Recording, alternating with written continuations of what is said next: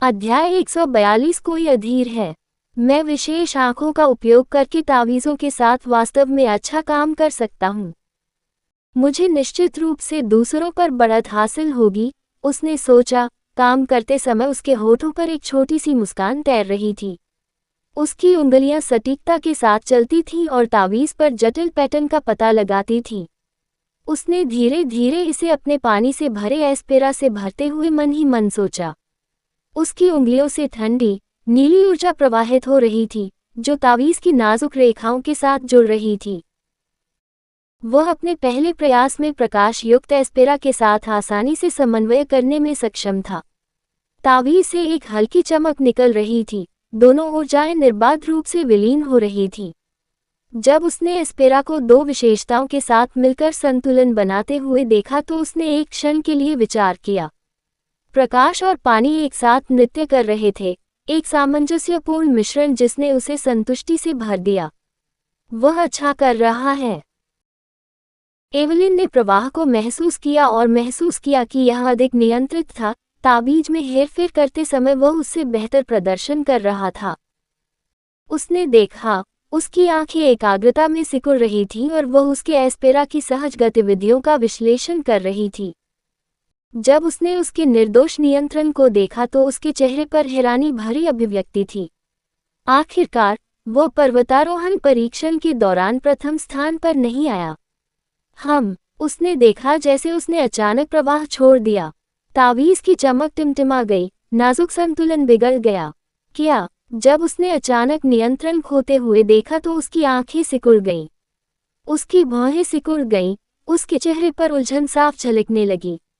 उसने अचानक नियंत्रण क्यों खो दिया? ये बहुत अचानक था। एक क्षण पहले वह कुशलता से एस्पेरा प्रवाह में हेरफेर कर रहा था और अगले ही पल उसने अचानक इसे खो दिया। अचानक हुए बदलाव से उसका दिल तेजी से धड़कने लगा। वह उसके नियंत्रण को ध्यान से देख रही थी, वह उसकी गतिविधियों को याद करने में खो गई थी। अगर उसने इसे संतुलित करने की कोशिश की होती और धीरे धीरे नियंत्रण खो दिया होता तो इसका मतलब अधिक होता, लेकिन ये बहुत अचानक था। स्विश, दरार। तावीज़ में फिर से वैसी ही दरारें दिखने लगी जैसी उसके मामले में हुई थी। सतह पर छोटी छोटी दरारें पड़ गईं, चमक कम हो गई। हालांकि इस बार ओलिवर ने पहले की तरह फटने से पहले और अधिक एस्पेरा लगाना बंद कर दिया और उन्हें पहले की तरह चोट लगने के खतरे में डाल दिया। उसने एक सांस छोड़ी जिसका उसे एहसास ही नहीं हुआ कि उसने सांस रोक रखी है। उसके हाथ स्थिर थे और उसने अपनी ऊर्जा वापस ले ली। नियंत्रण वास्तव में जटिल है। मुझे लगा कि यह काफी अच्छा चल रहा था, लेकिन फिर अचानक मुझे एक मजबूत अशांति महसूस हुई और मैं चकमा खा गया। उन्होंने अपना अनुभव बताते हुए हंसते हुए कहा। उसने अपना सिर ऐसे रगड़ा मानो नगण्य पसीना पोंछ रहा हो। उसकी हंसी मजबूर थी, उसके कंधों में तनाव उसके आकस्मिक व्यवहार को कम से कम उसके लिए धोखा दे रहा था। हकीकत में ये बिल्कुल भी सच नहीं था, बल्कि पूरी तरह दिखावा था। जब उसने पहली बार तावीज़ में मौजूद सर्किट में एस्पेरा लगाना शुरू किया तो वह पहले से ही एस्पेरा प्रवाह को नियंत्रित करने का सही तरीका समझने में सक्षम था। एस्पेरा के पैटर्न और रास्ते उसके दिमाग में स्पष्ट थे। प्रत्येक पंक्ति एक नक्शा थी जिसका वह आसानी से अनुसरण कर सकता था। यहाँ तक कि उन्होंने अपने दम पर दोनों तत्वों के बीच संतुलन बनाए रखने और समन्वय करने का एक तरीका भी तैयार कर लिया था। कॉस्मिक वर्ड गेज के साथ वह सीधे ये देखने में सक्षम था कि उसका एस्पेरा किस लाइन में जा रहा था और दूसरा एस्पेरा उसके प्रति कैसे प्रतिक्रिया कर रहा था। वे स्थान जहां वह अधिक प्रतिक्रिया करेगा, वे स्थान जहां वह कम प्रतिक्रिया करेगा। उसकी आंखें हल्की चमकने लगी। जैसे ही ब्रह्मांडीय ऊर्जा ने प्रकृति के छिपे हुए प्रवाह को प्रकट किया, उसके चारों ओर की दुनिया तेजी से फोकस में आ गई। वह हर चीज को आसानी से नोटिस करने में सक्षम था। अगर उसने थोड़ा और प्रयास किया होता तो वह निश्चित रूप से इसे संतुलित करने में सफल होता। यह उसके पहले प्रयास में ही पूरा हो जाता। मुझे लगता है, ठीक है, नादिया की 10 गुना एस्पेरा प्रतिभा व्यर्थ नहीं है। उसने उच्च एस्पेरा प्रतिभा के चमत्कारों को महसूस करते हुए मन ही मन सोचा। उसके अंदर गर्व की भावना उमड़ पड़ी। उसकी त्वचा के नीचे शक्तिशाली ऊर्जा गूंज रही थी। अब जब उन्होंने इसे व्यावहारिक रूप से अनुभव किया, तो वे स्पष्ट रूप से कह सकते हैं कि यह प्रतिभा केवल दिखावे के लिए नहीं थी, यह उसके लिए बहुत आसान था। उसने जटिल दृष्टि से लड़की को घूर कर देखा। उसे अभी भी उसके साथ अपनी रिश्तेदारी बढ़ानी थी, इसलिए यदि उसने इसे अपने पहले प्रयास में ही पूरा कर लिया होता, तो उनके बीच की दूरी और भी बढ़ सकती थी। यदि वो उसके साथ बंधना चाहता है, तो उसे इसे यथासंभव प्राकृतिक बनाना होगा और इसे तेजी से हासिल करना होगा।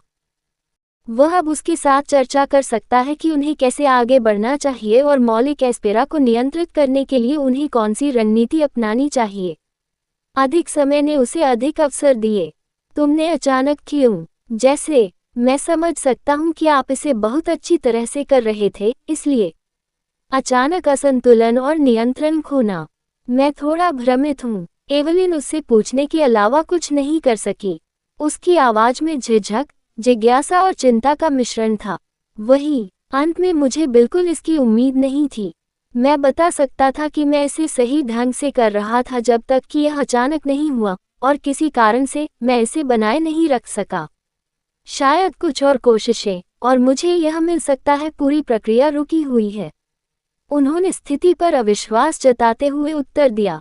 दूर देखने से पहले उसकी आंखें थोड़ी देर के लिए उससे मिलीं, जिससे उसका भ्रम और बढ़ गया।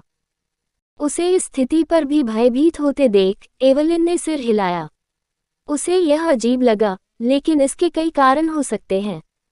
शायद ये सर्किट ही था जो समस्या थी। वह अपने ही ख्यालों में पड़ गई। क्या होगा यदि वह तुरंत एस्पेरा की आपूर्ति कर दे और बाद में उसे नियंत्रित कर ले? उसका दिमाग संभावनाओं से दौड़ रहा था, प्रत्येक परिदृश्य उसके दिमाग में घूम रहा था।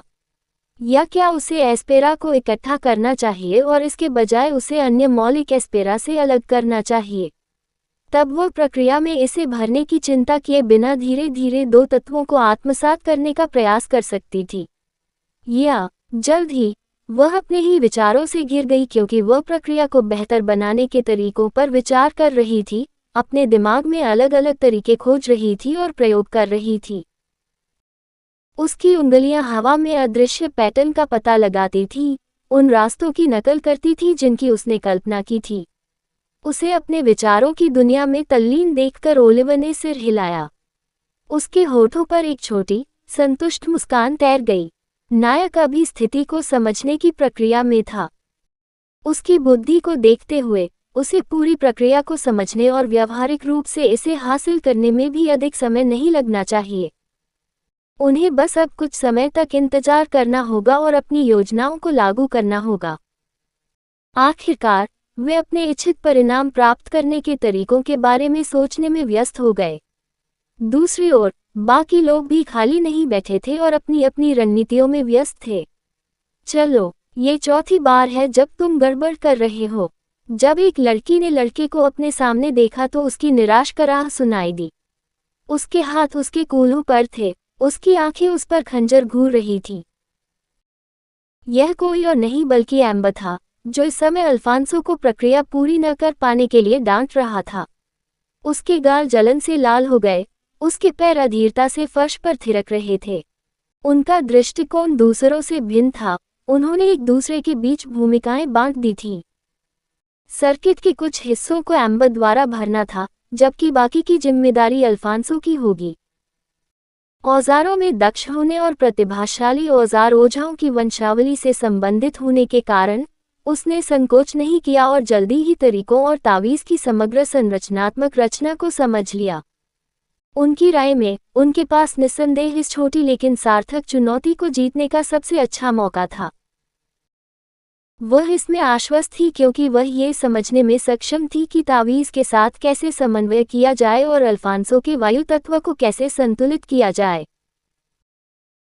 उसका पृथ्वी तत्व मजबूत था और आसानी से पवन तत्व को दबाने और नियंत्रित करने में सक्षम था। वह हवा से जुड़े एस्पेरा को विशेषज्ञ रूप से ट्यून करने और उसे संतुलित करने में सक्षम थी जैसा वह चाहती थी।